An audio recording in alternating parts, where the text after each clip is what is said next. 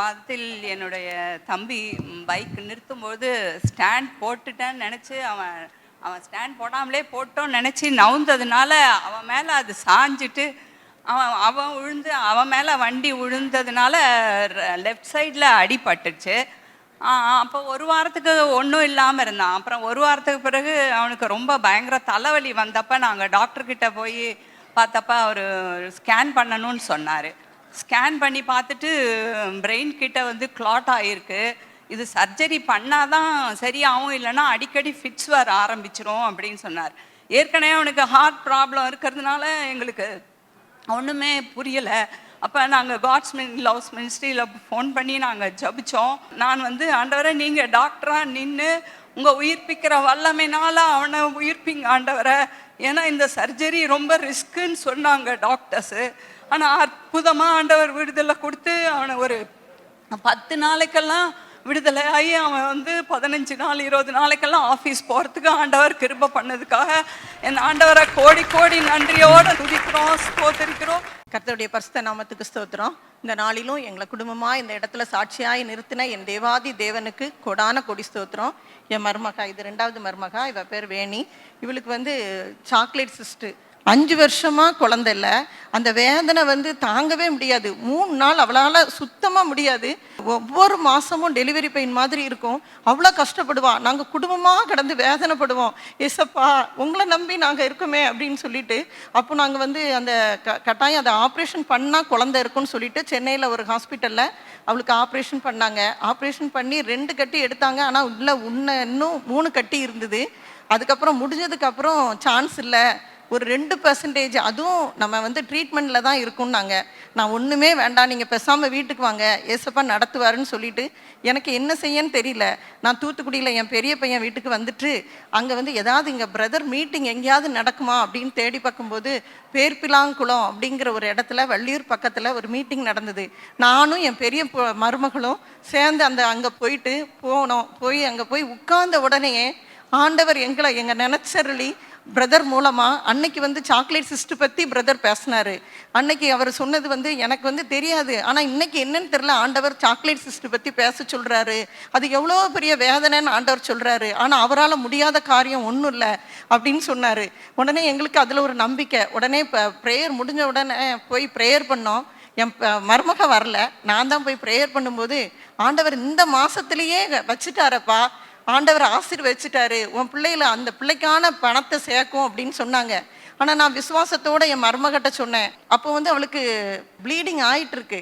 அப்போ அவள் சரி அப்படின்னு சொன்னான். ஆனால் 10 நாள் கழிச்சு 28 நாள் தான் நாங்கள் செக் பண்ணி அவள் பார்க்கும்போது கன்சீவ் ஆயிருந்தா. ஏசப்பா செஞ்ச பெரிய காரியம் எங்களுக்கு. இதை வந்து எங்களால் நம்ப முடியாது. அந்த அளவுக்கு அந்த வார்த்தையை ஆண்டவர் கனப்படுத்தி.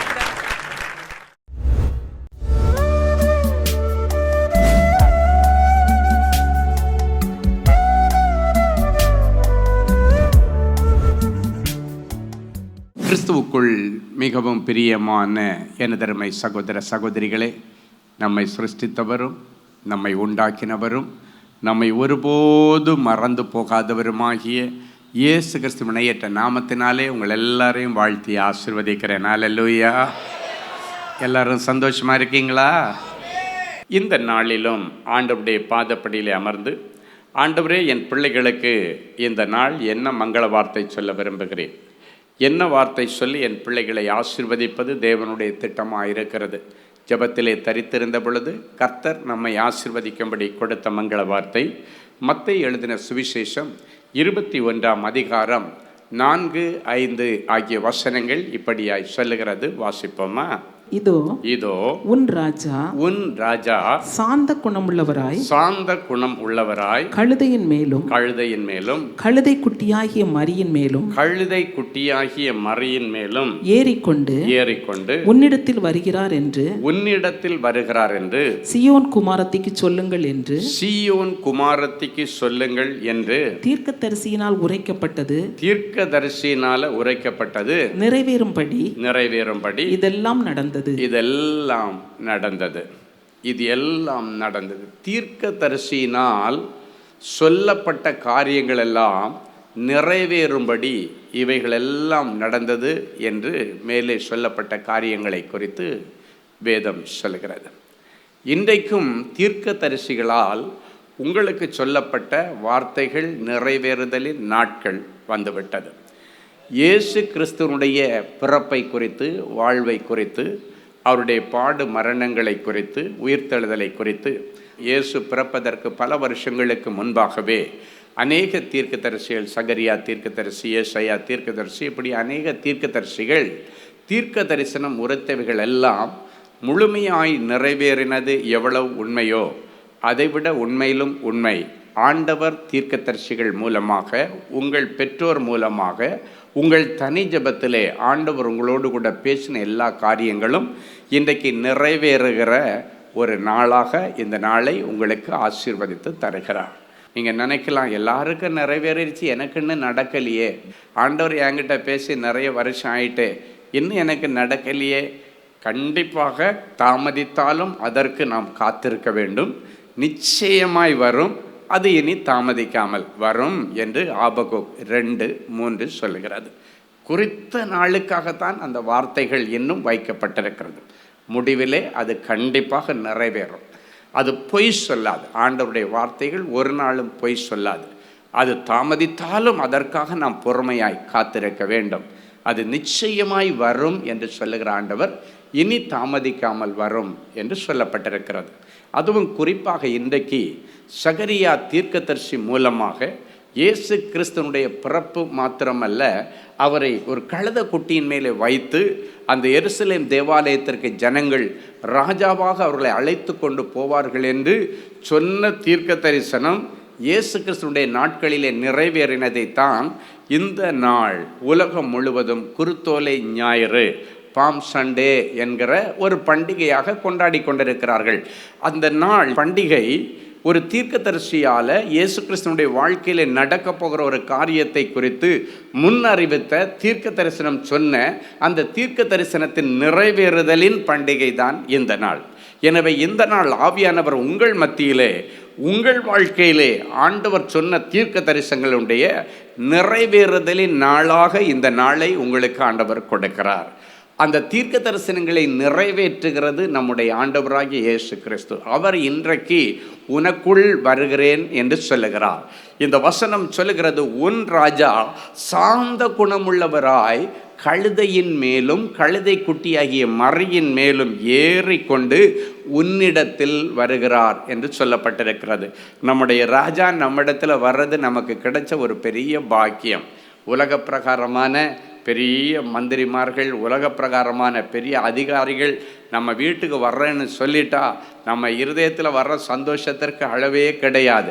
இன்றைக்கி எங்கள் வீட்டுக்கு வர்றார், இந்த ஐயா வர்றார், இந்த ஐஏஎஸ் ஆஃபீஸர் வர்றார், இந்த மந்திரி வர்றார், இந்த முதலமைச்சர் வர்றாரு அப்படின்னு சொன்னால் நம்ம வீட்டுக்கு முன்னால் ஒரு பெரிய கூட்டமே கூடியிருக்கும். இன்றைக்கி நம்ம எல்லாரும் சந்தோஷத்தில் தலைக்கால் புரியாமல் ஓட போகிறோம். ஏன்னா நம்ம ராஜா நமக்குள்ளே வருகிறார். ஹல்லேலூயா. அவர் எப்படி வருகிறாராம்? சாந்த குணமுள்ளவராய் வருகிறாராம்.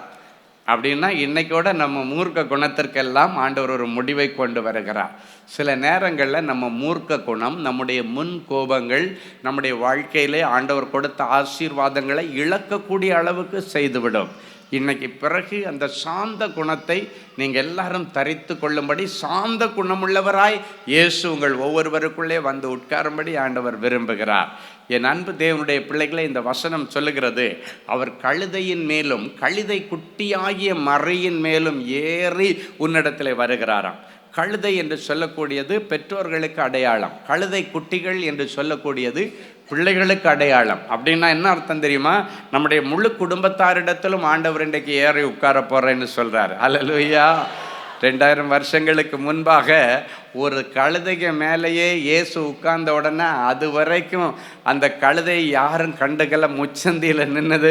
ஆனால் அந்த இயேசு உட்கார்ந்து அந்த கழுதைக்கு மேலே உட்கார்ந்த உடனே, இயேசு உட்கார போகிறாருன்னு சொன்ன உடனே கழுதைக்கு மேலே எல்லாம் அழகாக ஆடைகளை போட்டுட்டாங்களாம். இயேசு உட்கார்ந்த உடனே கழுதை நடக்கிற இடத்துல எல்லாம் பார்த்தீங்கன்னா கொப்புகளை போட்டாங்க, கம்பளங்களை விரிக்கிறாங்க, துணிகளை விரிக்கிறாங்க. எவ்வளோ ஆச்சரியமான காரியங்கள் நடக்கிறது தெரியுமா? என் அன்பு தேவனுடைய பிள்ளைகளை, இன்றைக்கு ஆண்டவர் சொல்லுகிறார், உங்கள் ராஜா உங்களிடத்தில் வருகிறார். அப்போ ராஜா அப்படின்னாச்சுனாலே உடனே நமக்கு கண்களுக்கு முன்பாக வருகிறது என்ன? நம்மை ஆட்சி செய்கிறவர் என்பதுதான் வரும். ராஜா என்றால் ரெண்டாவது நம்முடைய கண்களுக்கு முன்பாக வருவது என்ன? நம்முடைய குறைகளை தீர்க்கிறவர் தான் ராஜா. உலக மக்கள் தங்கள் பிரச்சனைகளை ராஜாவிடத்திலே போய் சொல்லுவார்கள். எனக்கு இப்படி பிரச்சனை இருக்குது ராஜா, எனக்கு கொஞ்சம் ஹெல்ப் பண்ணுங்க என்று சொல்லுவார்கள். இன்னைக்கு முதல்ல ராஜா வரும்போது உங்களை ஆளுகை செய்யும்படி தான் அவர் வருகிறார். இன்றைக்கு ஒருவேளை உங்களை சுயம் ஆண்டு கொண்டிருக்கலாம். ஆண்டவர் சொல்றார், சுயம் உங்களை ஆண்டு கொண்டிருக்கலாம். அப்படின்னா உங்கள் மனசு போன விதத்தில் நீங்களாக நினச்சி என்ன வேணுமோ நடப்பிச்சு கொண்டிருந்த நாட்களுக்கு முடிவை ஆண்டவர் கொண்டு வருகிறார். சுயம் நடப்பித்ததுனால நிறைய நஷ்டங்கள், இழப்புகள். உங்கள் மனசு தோணுனதை செய்துங்க, உங்கள் மனசில் பட்டதுன்னு போய் ஒரு வியாபாரத்தை தொடங்குனீங்க, நஷ்டம் ஆயிடுச்சு.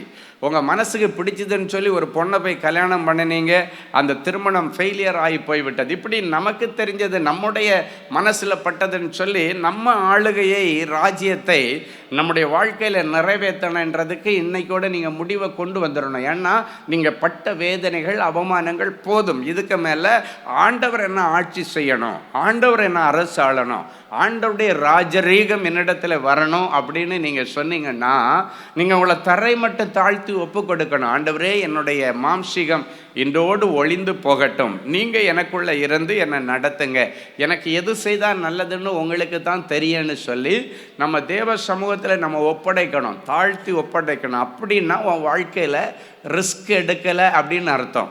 நம்ம ரிஸ்க் எடுக்கிறோம், நிறைய விஷயத்தில் நம்ம ரிஸ்க் எடுக்கிறோம், நமக்கு மனசில் பட்டதை செய்து ரிஸ்க் எடுக்கிறோம். அதனால நிறைய பேர் செல்வங்களை இழந்தவர்கள் உண்டு, வாழ்க்கையை பரிதபிக்கப்படக்கூடிய சூழ்நிலையில் இழந்து போனவர்கள் உண்டு. இன்னைக்கு அதுக்கெல்லாம் முடிவை கொடுத்து உன் ராஜா உன்னிடத்திலே வருகிறார், உங்ககிட்ட வர்றாரு, உன்னை ஆட்சி செய்ய வேண்டும் என்று விரும்புகிறார்.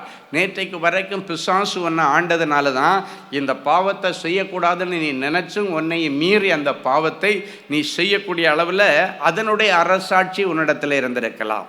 கடந்த நாட்களில் அநேக அசுத்த ஆவிகள் உங்களை இயக்கி கொண்டிருக்கலாம். ராஜா நம்மிடத்தில் வந்துட்டாருன்னா அசுத்த ஆவிகளுக்கு இடம் இல்லை. இங்கே ஒரே சிங்காசனம் தான் வைக்கப்பட்டிருக்கிறது. உன் இருதயத்தில் ஒரே சிங்காசனம் தான் இருக்கிறது. அந்த சிங்காசனத்தை யாருக்கு இன்னைக்கு விட்டு கொடுக்க போறீங்கன்னு தான் இன்னைக்கு உன்னுடைய ஆசீர்வாதம் அதை பொறுத்து தான் இருக்கிறது. இன்னைக்கு நீங்கள் சொல்லணும், ஆண்டவரே, என் இருதயமாகிய சிங்காசனத்தில் என்னை ராஜரீகம் பண்ணும்படி ராஜாவாக நீர் எழுந்தருளி வாரும், உம்மை வரவேற்கிறேன், என் இருதயத்தை திறந்து கொடுக்கிறேன் என்று நீங்கள் சொல்லுங்க. இயேசு உள்ள வந்துட்டாருனாலே எல்லா அசுத்த ஆவிகள் வெளியே போயிடும். ஹல்லேலூயா. வேதம் சொல்லுகிறது, மேலான ஆவியானவர் நமக்குள்ளே வரும் பொழுது கீழான ஆவிகள் எல்லாம் ஓடி போகுமாம். இன்றைக்கு கீழான ஆவிகள், உன்னை கீழ்ப்படுத்தின ஆவிகள், உன்னை கேவலப்படுத்தின ஆவிகள், உன்னை கண்ணீர் வடிக்க வைத்த ஆவிகள், உன்னுடைய வாழ்க்கையை சிதைத்த ஆவிகள், உன்னுடைய வாழ்க்கையை போரடித்த ஆவிகள் எல்லாத்தையும் ஆண்டவர் வெளியேற்றி உன்னை வாழ வைக்கிற அன்பு தெய்வம் உனக்குள்ளே எழுந்தருளி வருகிறார். ஹல்லேலூயா. அன்றைக்கு கழுதை குட்டியின் மேலே ஏறி பவனி வந்த ஆண்டவர் இன்னைக்கு பிறகு உங்க மேலே ஏறி உட்கார்ந்து உங்களை அரசாட்சி செய்வார். ஆண்டவரை சுமக்கிற கழுதை குட்டிகளாக கர்த்தர் இன்றைக்கு மாற்ற போகிறார். ஹல்லேலூயா. இன்னைக்கு செய்தியின் தலைப்பே இயேசுவை சுமக்கும் கழுதை குட்டி. ஆமா, பொதுவா எல்லாரும் நான் குதிரையில தான் சவாரி பண்ணுவேன்னு சொல்லுவாங்க. ஆனா இயேசு தாழ்மை உள்ளவராய் அவர் கழுத குட்டியை தான் தெரிந்தெடுத்தார். அதுல தான் அவர் ராஜாவாக உட்கார வச்சு ஜனங்களும் ஒரே சந்தோஷம். உங்களுக்கு என்னன்னா, அற்புத அடையாளங்கள் கண்ணெதிரில் நடந்து கொண்டிருக்கிறது. அவங்க கண்ணு முன்னால குருடர்கள் பார்க்கிறார்கள், செவிடர்களுக்கு காது கேட்கிறது, ஊமைகள் பேசுகிறார்கள், அசுத்த ஆவிகள் இவரை பார்த்தாலே அலறி ஓடுகிறது, செத்து போனவர்களை உயிரோடு எழுப்புகிறார், உயிர் கொடுக்கிற வார்த்தைகளை கொடுக்கிறார், நல்ல மோட்டிவேஷனல் ஸ்பீச் நிறைய இயேசுவிடத்திலிருந்து வருகிறது, வாழ்விழந்த பிள்ளைகளுக்கு வாழ்வு கொடுக்கிறார், அசுத்த ஆவியினாலே பாதிக்கப்பட்ட பிள்ளைகளுக்கு விடுதலை கொடுக்கிறார்.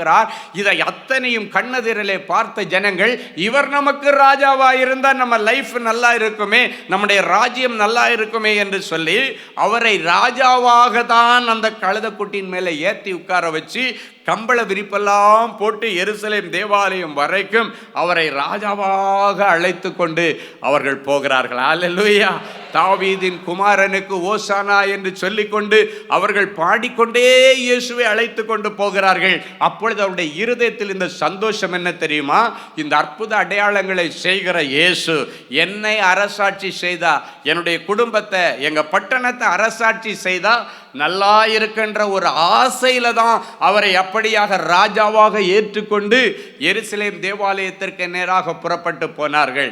என் அன்பு தேவனுடைய பிள்ளைகளே, இன்றைக்கும் இயேசு அற்புதங்களை செய்கிறதை இன்றைக்கு சாட்சியிலே கேட்டீர்கள்.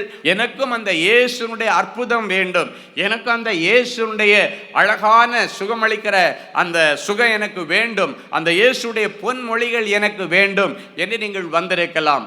இயேசுவின் அற்புதங்கள் வேண்டும் என்று இனி நீங்கள் நினைக்க கூடாது.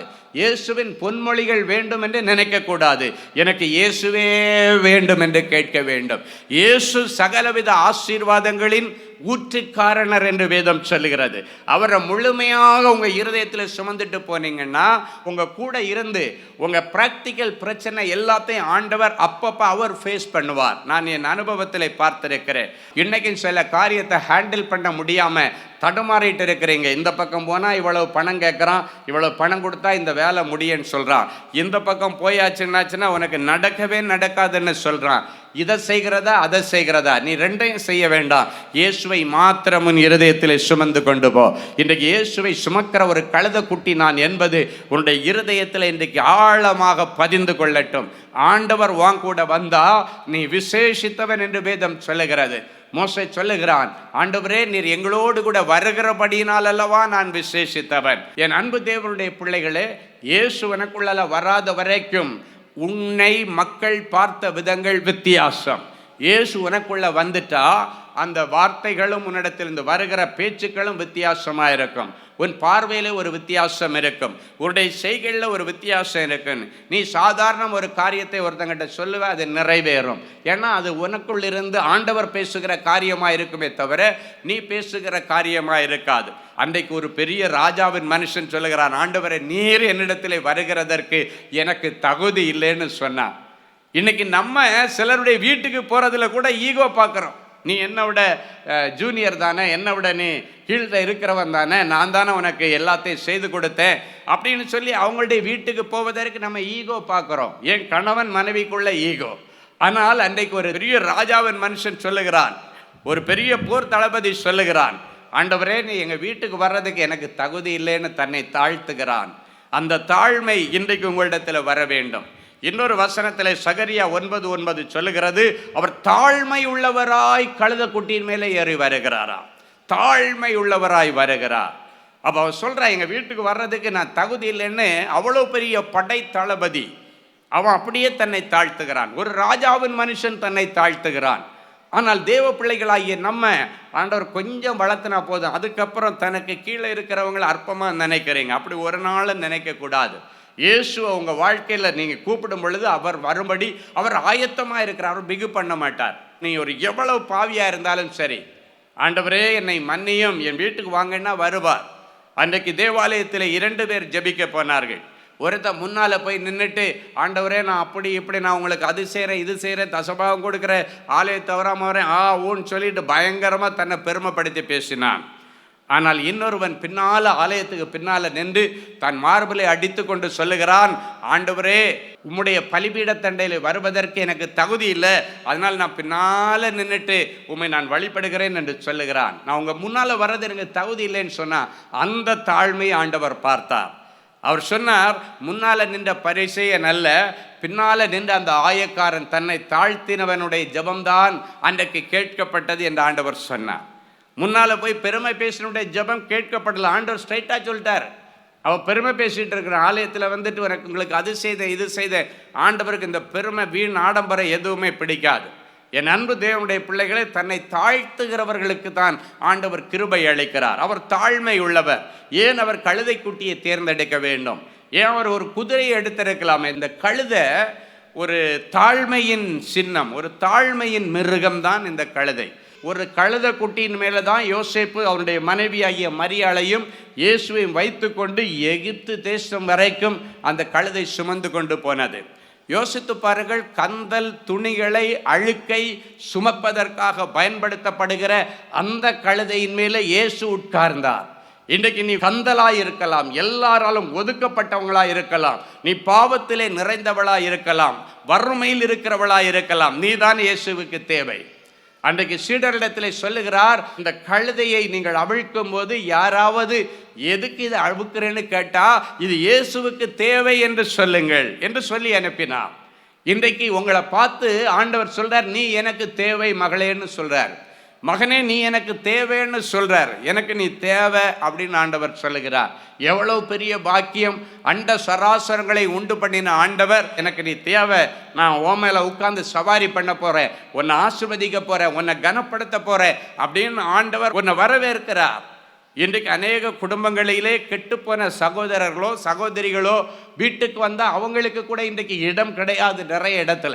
ஆனால் இயேசு எவ்வளவு நல்லவர் பாருங்கள். இன்றைக்கு உன்னை தேர்ந்தெடுத்திருக்கிறார். இன்றைக்கு நீ வந்திருக்கிறேன்னா உன்னை ஆண்டவர் எனக்கு நீ தேவைன்னு சொல்றார். ஹல்லேலூயா. இந்த ஏழை கூப்பிட்டான். கர்த்தர் அவன் சத்தத்தை கேட்டு அவனுடைய இடுக்கண்களுக்கெல்லாம் அவனை விடுதலையாக்கி அவனை ஆசீர்வதித்தார். தாவீதின் குமாரனேன்னு கூப்பிட்ட பத்திமேயுக்கு இறங்கின தேவனே, 2000 வருஷங்களுக்கு முன்பாக கழுதை குட்டியின் மேலே ஏறி உட்கார்ந்து சவாரி போய் எருசலேம் தேவாலயத்திலே உமக்காக கூடியிருந்த அத்தனை பேருக்கும் அற்புதம் செய்த தேவனே, என் பிள்ளைகளுக்கு இந்த நாளை மறக்க முடியாத அளவிற்கு ஆண்டவர் ஒரு அற்புதத்தை செய்ய என் பிள்ளைகளுடைய வாழ்க்கையில் இருக்கிற தோல்விகள் எல்லாம் நிச்சயமாய் மாறட்டும். என் பிள்ளைகளுடைய வாழ்க்கையில் இருக்கிற எல்லா வியாதிகளை நீர் மாற்றும். சாபங்களை எல்லாம் சிலுவையிலே சுமந்து தீர்த்த ஆண்டவர், என் பிள்ளைகளுடைய சாபங்களை நீ ஆசீர்வாதமாய் மாற்றித்தார். இயேசுவின் மூலம் பிதாவே, ஆமேன், ஆமேன்.